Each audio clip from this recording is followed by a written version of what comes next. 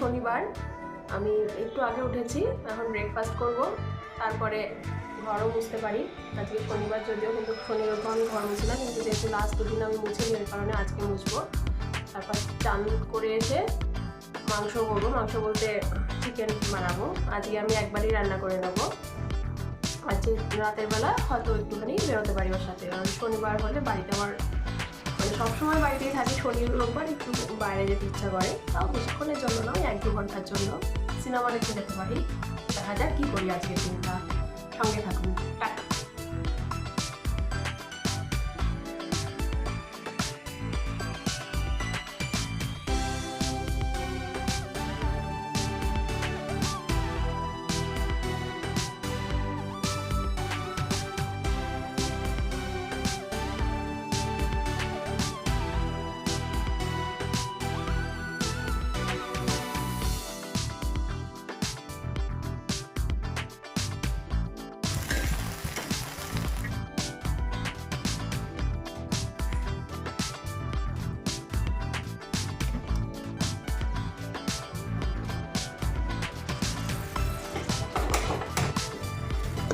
এখানে আমি অড়হর ডাল একবারে সম্বারা দিয়ে বসিয়ে দিয়েছি, এদিকে ভাত হচ্ছে, ভাতটা এখনো হয়নি পুরোটা।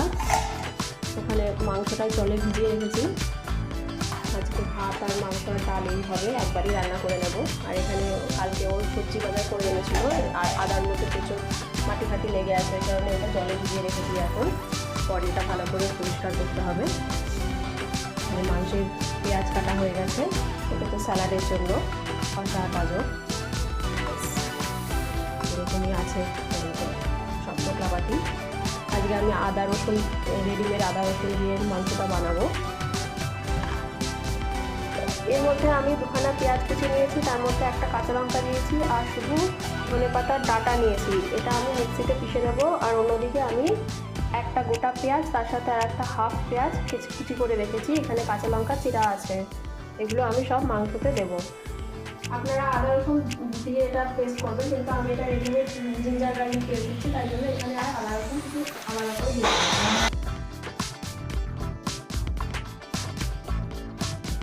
এখানে কড়াই গরম হয়ে গেছে, এবার তেল দেবো, সরষের তেল দেবো।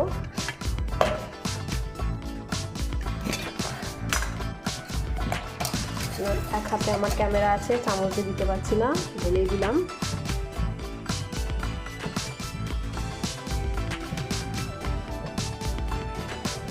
দরকার নেই।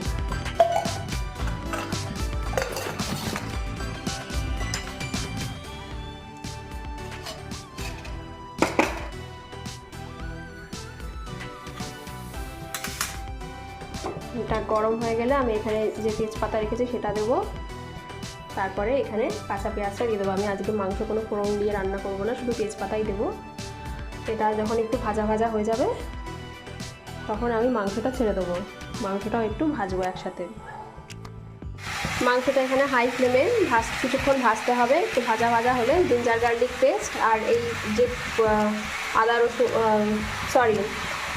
যে পেঁয়াজ আর ধনেপাতার ডাঁটা দিয়ে যে বাটাটা করে রেখেছি সেটা দিয়ে দেবো, পেস্টটা দিয়ে দেবো, দিয়ে আবার নাড়তে থাকবে। তারপরে একটু যখন কষা কষা হয়ে যাবে, ভাজা ভাজা হয়ে যাবে, তখন আমি মশলাপাতি দেবো। 1 চামচের মতো জিঞ্জার গার্লিক পেস্ট দিয়ে দিলাম।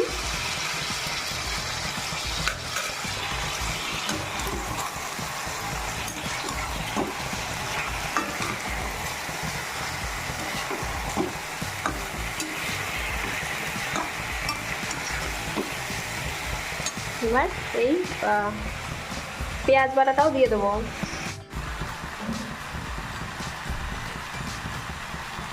এর মধ্যে আমি লবণ দিয়েছি 2 চামচ, আন্দাজ মতো অ্যাকচুয়ালি।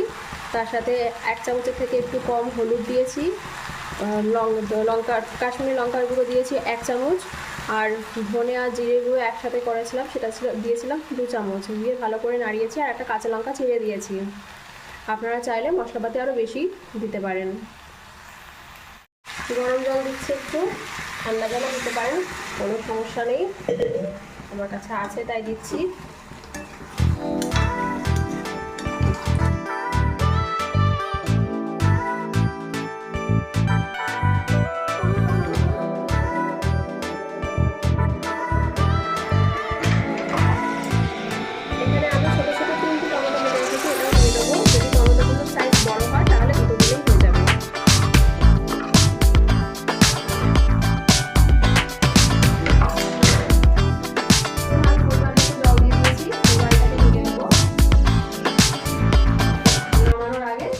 একটা কাঁচা লঙ্কা আমি কেটে রেখেছি, আর সাথে ধনে পাতাটা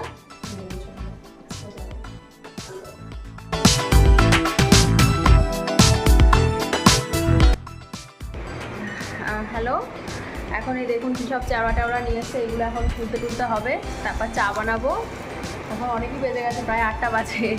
তো যাই হোক, আর তবে একটা সুবিধা, রাতে আমার কোনো রান্নাবাড়ি নেই। দুপুরে যে চিকেনটা বানিয়েছিলাম সেটা দিয়েই রুটি খাবো, আর রুটিটা বানাবো মাটির তাওয়ায়। মাংসটা সত্যিই খুব ভালো হয়েছিল, আপনারা বাড়িতে একবার বানিয়ে খেতে পারেন, ভালো লাগবে হয়তো আপনাদের। তো ঠিক আছে, tata, bye bye, good night, সবাই খুব ভালো থাকবেন।